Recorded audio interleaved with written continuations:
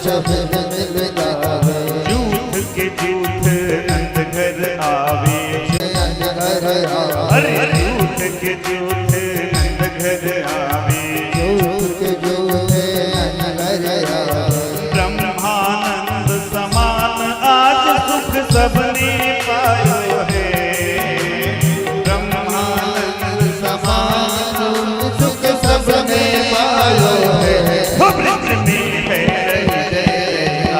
नंद घर लाला, ब्रज में हो रही है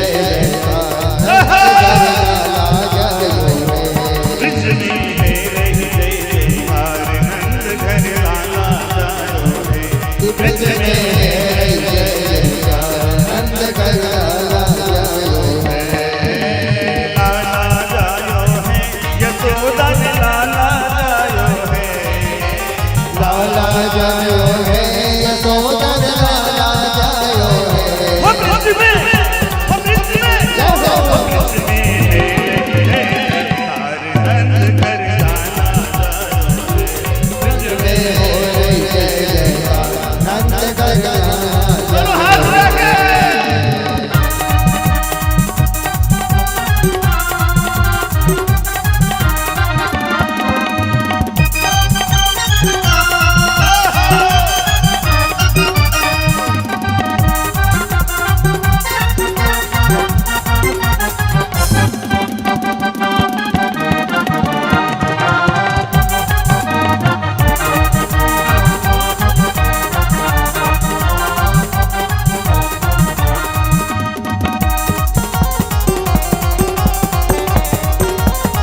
कृष्ण कन्हैया लाल की।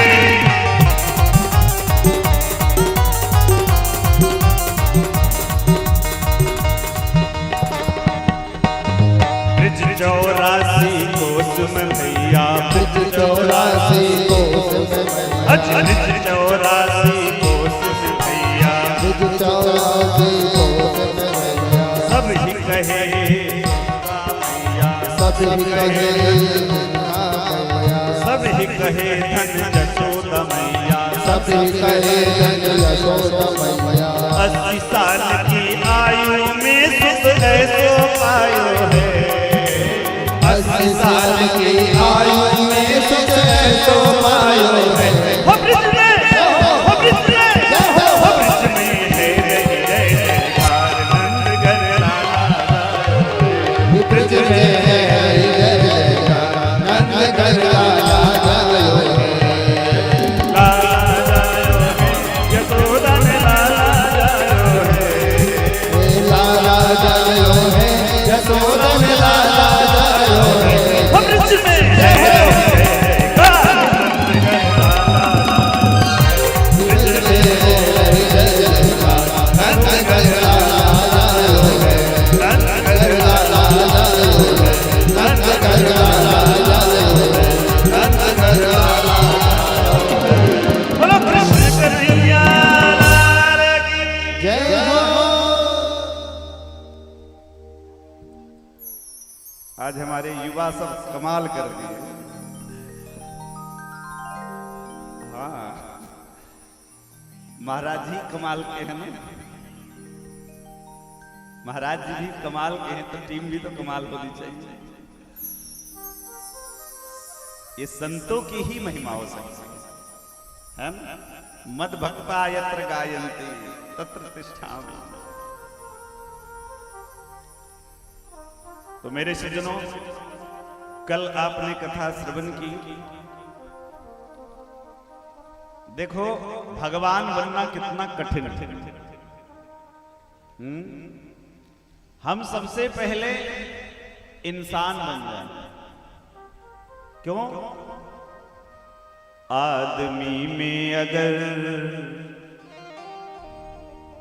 आदमी की तरह, आदमी में अगर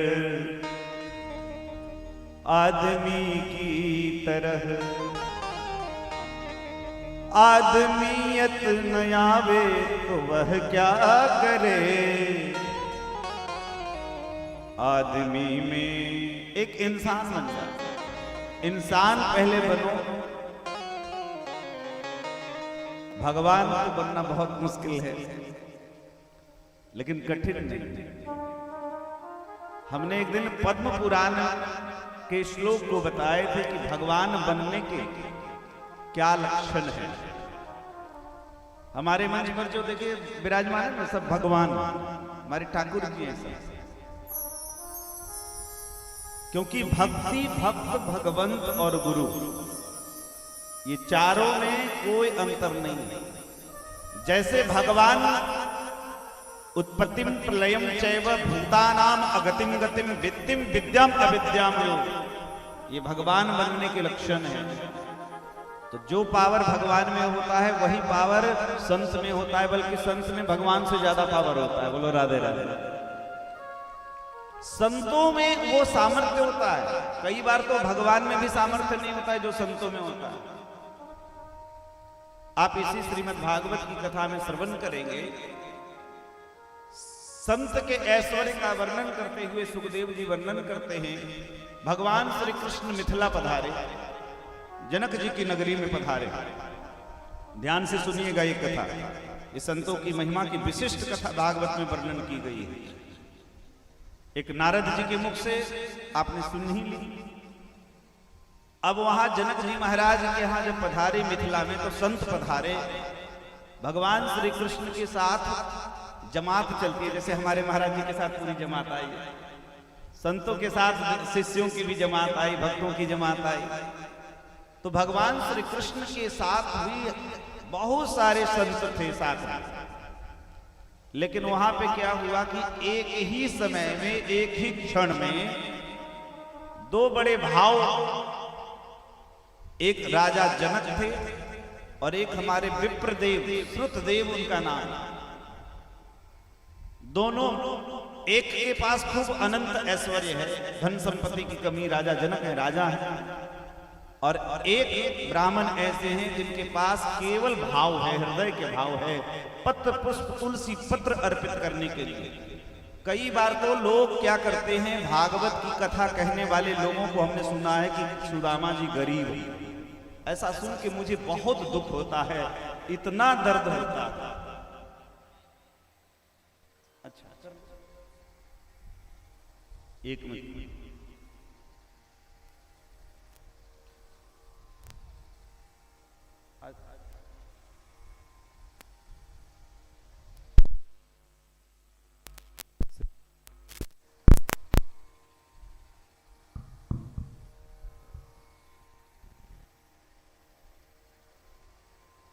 बोलो भक्तवत्सल भगवान की जय।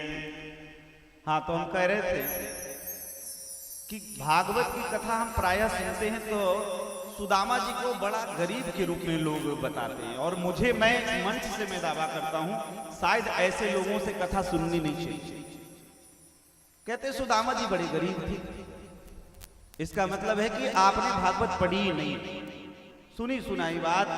मैं एक बात मैं बताता हूं, इसी भागवत में मैं चैलेंज देता हूं इस बात का, कोई अगर सुदामा जी को गरीब सिद्ध कर दे तो मैं अपनी तरफ से उसको 1 लाख रुपए में इनाम दूंगा। गरीब की परिभाषा भी आप जानते हो। लोग कहते सुदामा जी गरीब, अरे आप सोचो गरीब किसको कहते हैं? जिसके पास धन दौलत होते हुए भी वो धर्म में खर्चा न करे, जिसके अंदर उदारता नहीं हो, वो गरीब है। और एक दिन हमने इसकी महिमा बताई भी, और सुदामा जी को लिखा है, सुदामा जी का परिचय मैं कल सुनाऊंगा विस्तार से। तो उसमें सुदामा जी ब्रह्म वित्तमः शब्द प्रयोग किया है। कृष्ण से आसीत सखा कश्चित ब्राह्मणों ब्रह्म वित्तमः। एक बात बताओ, जिस सुदामा के पानी परात को हाथ छुओ नहीं, नैनन के जल सो पग धोए, जिस सुदामा के चरणार बिंद को साक्षात त्रिलोकी जगदीश्वर भगवान जिसके चरण को अपने नेत्रों के जल से सिंचित करते हो, क्या वो गरीब हो सकता है? बताओ। उससे दुनिया में उससे बड़ा, उससे अमीर ब्राह्मण संसार में पैदा नहीं हो सकता।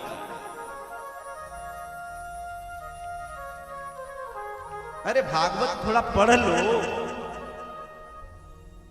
लोग खाली सुन लिए, ये तमाम बातें अपने मन गढ़ंत कह देते हैं। भागवत में ये एक अध्याय में ही वो वर्णन है, ज्यादा नहीं है। तो वैसे मिथिला के ब्राह्मण श्रुतदेव जिनके पास धन नहीं है, धन नहीं होने से गरीब हम नहीं कह सकते। किसी व्यक्ति के अंदर, जिसके अंदर स्वाभिमान जिंदा हो, वो गरीब नहीं हो सकता है। बोलो राधे राधे। गरीबी होना दूसरी बात है। इसीलिए दोनों एक समय में आ गए। अब भगवान कृष्ण तो सामर्थ्यवान, बोले कि दोनों को भोजन के लिए पधारना। तो भगवान श्री कृष्ण ने निमंत्रण स्वीकार कर लिया, सब संतों ने स्वीकार कर लिया। अब एक ही समय दोनों के घर में भोजन की तैयारी हो गई, पूजन की तैयारी हो गई। तो वहां भागवत में लिखा है वर्णन कि जिस भगवान श्री कृष्ण भी दो रूप में गए, एक रूप में जनक जी के यहाँ गए, एक विप्रदेव के यहाँ गए। और जितने संत थे उन्होंने भी दो रूप बना लिए महाराज जी। ये संतों का ऐश्वर्य है। भगवान के साथ साथ संत का ऐश्वर्य दिखाया।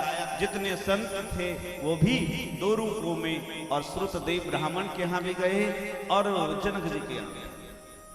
और वहां श्रुतदेव तुलसी पत्र आदि अर्पित करते हुए महाराज श्रीमद् भागवत में वेद स्तुति बड़ा प्रसिद्ध है।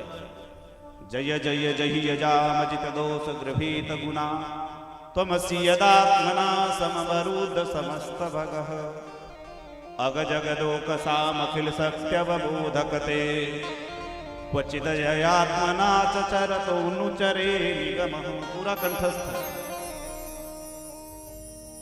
बड़ी सुंदर स्तुति वर्णन की है। तो ये ब्राह्मणों की कृपा है। और आइए हम ये इस संत ब्राह्मण जो बैठे साक्षात नारायण स्वरूप हैं, ब्राह्मणों मुखमासी। इसलिए इस संत और ब्राह्मणों की कृपा कैसी है हम कथा के प्रसंग में ही दर्शन करेंगे। सुखदेव जी के मुख से ही हम श्रवण करते हैं। कल आपने भगवान श्री कृष्ण के जन्म के विषय में सुना। योग माया जो भगवान के बहन बनकर के आई और रोहिणी के गर्भ से एक बालक का जन्म हुआ, लेकिन वो रोता रहता है, बिल्कुल शांति नहीं। और इधर वसुदेव जी, ले वसुदेव चले गोकुल को, ले वसुदेव चले, ले वसुदेव चले गोकुल को, ले वसुदेव चले गोकुल को, ले वसुदेव चले गोकुल को, ले वसुदेव चले गोकुल को। जग चरण पखारे जमुना में वेदन में सुनी आई। यक चरण पखारे जमुना में वेदन में सुनी आई। यशोदा जायो लैलना में वेदन में सुनी आई। यशोदा जायो लैलना में वेदन में सुनी आई। पुराणन में सुनी आई। मैं वेदन में सुन आई, पुराणन में सुन आई। यशोदा जायो लैलना में वेदन में सुनी आई। यशोदा जायो लैलना में वेदन में सुन आई। यशोदा जायो ललना। तो मेरे सज्जनों, वसुदेव जी महाराज भगवान देखो, बालक का जन्म लेने के बाद रुदन पर भी अधिकार नहीं रह पाया। तमद्भुतम बालक मंदुचेक्षणम चतुर्भुजम शंख गदायुधम। ऐसे सुंदर बालक, लेकिन भगवान को मैया ने आदेश दिया, इत्युक्त्वा हरित सुनिम भगवान आत्ममाया। क्योंकि अपनी इच्छा से भगवान लीला कर रहे, इसलिए चुप हो गए। बालक बन करके अवतरित हुए और ले गए। संत वर्णन करते हैं कि जब वसुदेव जी ले चले हैं, यमुना बढ़ने लगी, बड़ी भयंकर बढ़ने लगी।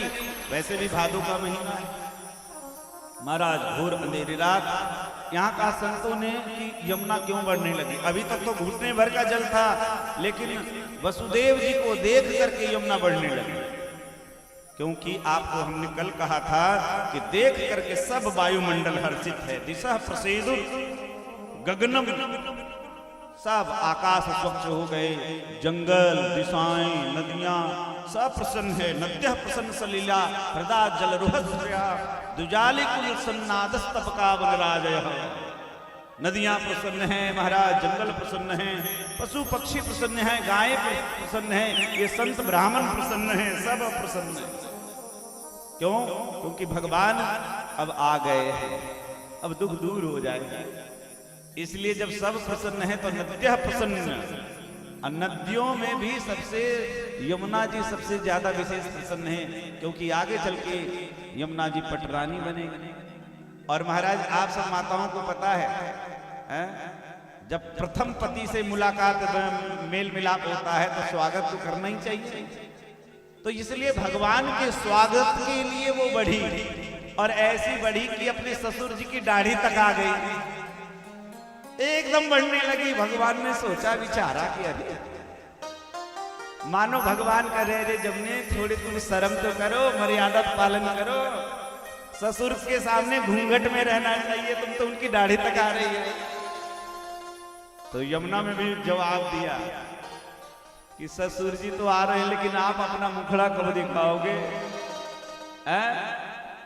जो आपका ये सुंदर स्वरूप है इसका दर्शन तो कराओ, क्योंकि ठाकुर जी तो टोकरी में बैठे हुए हैं, तो इसलिए सुंदर स्वरूप का दर्शन कराओ। इस भाव से तो धीरे धीरे वो बढ़ने लगी। तो भगवान ने सोचा मुख का दर्शन हो न हो, तो भगवान ने अपने चरणार बिंदु को बाहर निकाल करके और ऐसे ऐसे किया तो एक तरंग आई जोर से, और जमुना की एक तरंग भगवान के दोनों चरण का पादप प्रक्षालन करते हुए निकल गए, और एकदम प्रसन्न होकर जमुना ने मार्ग दे दिया। यहाँ लिखा है भागवत में कि कैसे मार्ग दिया, जैसे भगवान श्री राम को समुद्र ने मार्ग दिया है। ददो मार्ग सिंधुरिव, समुद्र के जैसा मार्ग दे दिया, चल पड़े। अब इधर महाराज देखो गोकुल की बात चल रही है। नंद बाबा चतुर्थ अवस्था में पहुंच गए। महाराज आज तक कोई कमी नहीं है, आप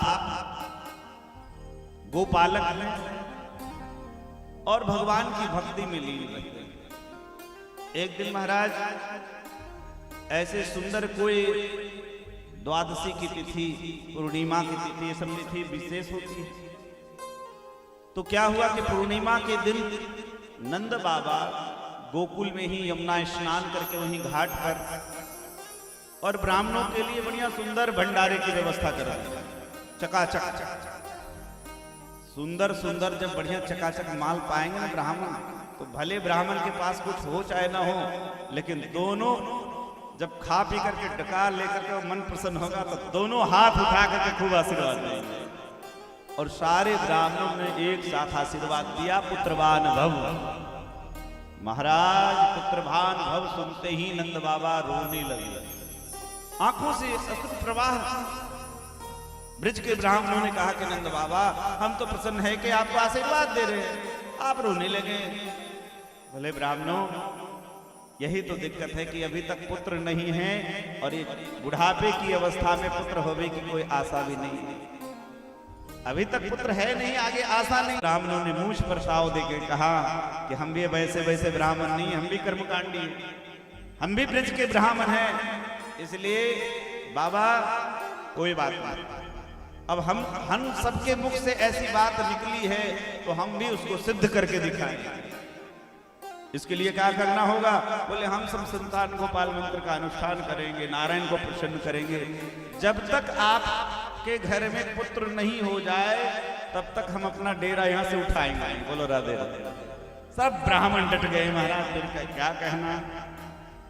और नंद बाबा तो बड़े उदार मना है, इसलिए भागवत में नंद बाबा का प्रथम परिचय श्री सुखदेव जी ने कहा है, नंदस्त्वात्मज उत्पन्नी जात हिला दो महामना।